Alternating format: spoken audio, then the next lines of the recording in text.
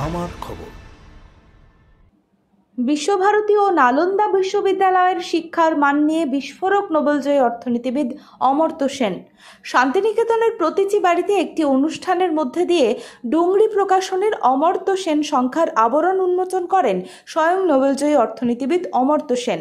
উপস্থিত ছিলেন প্রখ্যাত অর্থনীতিবিদ চাঁদ রেজ, ঠাকুর পরিবারের সদস্য সুপ্রিয় ঠাকুর, অধ্যাপিকা কল্পিকা মুখোপাধ্যায়, বিশিষ্ট সাংবাদিক দেবদীপ পুরোহিত, অধ্যাপক সুদীপ্ত ভট্টাচার্য, অধ্যাপক সৌম্য চক্রবর্তী, অধ্যাপক অপূর্ব কুমার চট্টোপাধ্যায় সহ আশ্রমিক ও পড়ুয়ারা।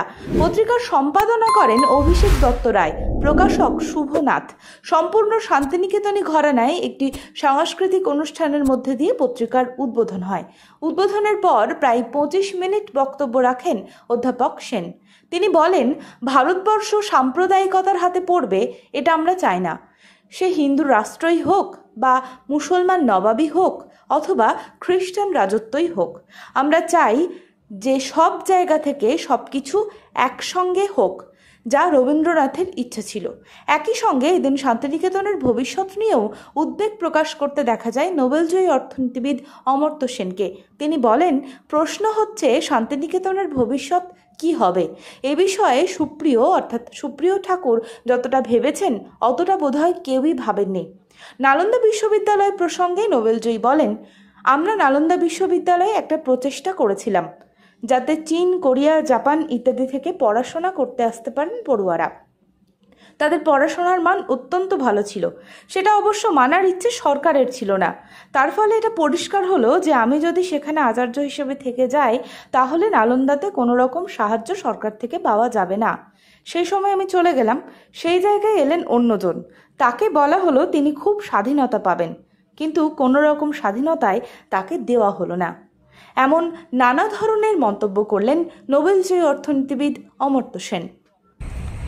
আমরা যদি দেখি তাহলে আমাদের মানতে হবে যে ভারতবর্ষের যে নানা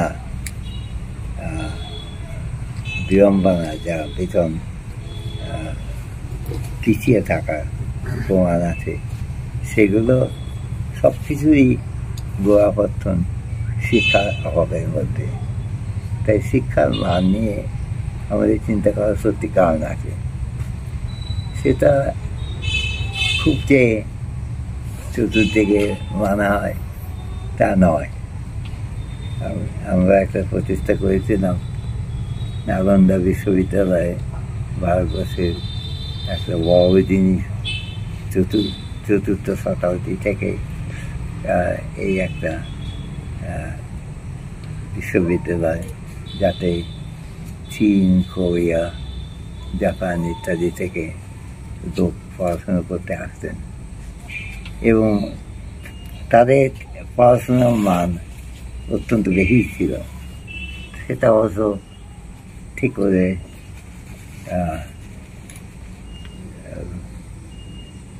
মানবার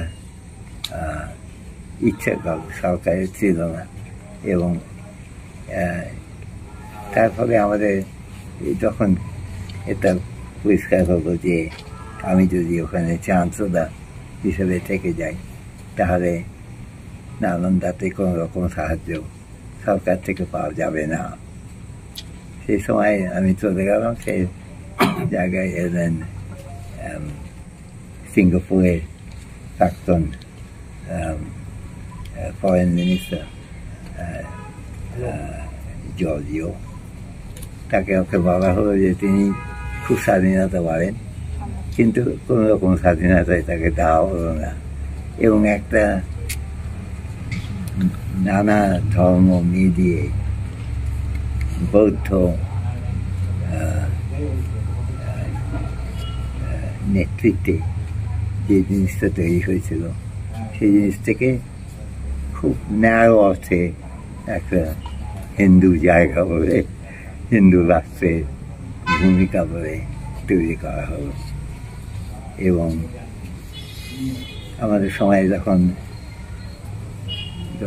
আমি চ্যান্সেলর ছিলাম তখন আমাদের প্রায় 15-20 জন বিদেশ থেকে পড়াতে এসেছিলেন, আমেরিকা থেকে, জার্মানি থেকে, ইংল্যান্ড থেকে, জাপান থেকে। তাও সবাই বিদায় নিলেন। ছাত্র সংখ্যা বড় রকম পতন হলো, সেটা ঠিক করতে গিয়ে তারা নালন্দাকে একটা মোটামুটি একটা ট্রেনিং গ্রাউন্ড, যেটা IAS এর ট্রেনিংও হতে পারে, অথবা ভবিষ্যতে হিন্দু রাষ্ট্র তৈরি করার কীভাবে উপায় সেটাও হতে পারে।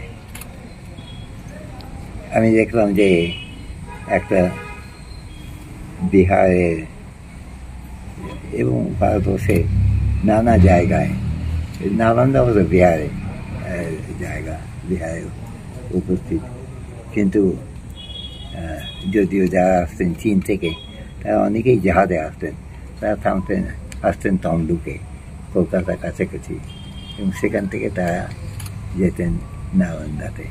আবার কিছু কিছু আসতেন ওই উত্তর দিক থেকে, হিমালয়ের উত্তর পাশ থেকে, আফগানিস্তান হয়ে, যেমন হিউয়েন সাং ওই পথে এসেছিলেন, কিন্তু ফিরলেন সমুদ্র পথে তমলুক থেকে। এখন এই যে শিক্ষার মান নিয়ে আলোচনা হলো, তাতে আমি দেখলাম যে নালন্দার র্যাঙ্কিং হচ্ছে, আমাকে বলা হলো, আশা করি সেটা সত্যি, আমি জানি না, আমি এ নিয়ে গবেষণা করিনি, কিন্তু যা পড়েছি যে নালন্দা র্যাঙ্কিং অষ্টদশ, 22টার মধ্যে বিহারের বিশ্ববিদ্যালয়গুলো তুলনা করবে। সেটা খুব একটা বড় রকম শিক্ষার পরিচায়ক, এটা একেবারেই বলা যাচ্ছে না। কিন্তু তা নিয়ে তাদের কিছু মাথা ব্যথা নেই। আমি শুনলাম যে আমাদের প্রধানমন্ত্রী আগেকার ইতিহাস সম্পূর্ণ বাদ দিয়ে শুরু করলেন যে এই নালন্দা স্থাপিত হলো, এবং সে স্থাপিত হলো একটা নতুন সাম্প্রদায়িক অনুষ্ঠান হিসাবে। এবং আমাদের যদি শিক্ষার মানের দিকে দেখতে হয়, তাতে আমাদের দেখতে হবে যে পড়াশুনো কতটা হচ্ছে, নিশ্চয়ই দেখতে হবে সাহিত্য এবং অঙ্ক, বিজ্ঞান, সব কিছুর দিকে। হিউয়েন সাংয়ের ঘর থেকে তিনি জানলা দিয়ে দেখতে পেতেন যে নালন্দার একটা অ্যাস্ট্রোনমিক্যাল টাওয়ার, এর মাথাটা মেঘে ঢাকা কি না, সেই থেকে উনি নির্ধারণ করতেন যে দিনটা কেমন যাবে। শান্তিনিকেতনের বুকে তৈরি হচ্ছে অত্যাধুনিক পরিষেবা সম্পন্ন একটি ইংরেজি মাধ্যম স্কুল, স্কলেজ গুরুকুল শান্তিনিকেতন। CBSE কারিকুলাম মেনে তৈরি হয়েছে পাঠ্যক্রম। চলতি শিক্ষাবর্ষ থেকেই শুরু হবে ক্লাস। প্রি নার্সারি থেকে ক্লাস 11 পর্যন্ত ভর্তির ফর্ম পাওয়া যাচ্ছে স্কুল থেকে। ঠিকানা গোয়ালপাড়া, তালতোর রোড। বিস্তারিত জানতে যোগাযোগ করুন 9609039000 এই নম্বরে। দেখতে চোখ রাখুন আমাদের ফেসবুক ও ইউটিউব চ্যানেলে।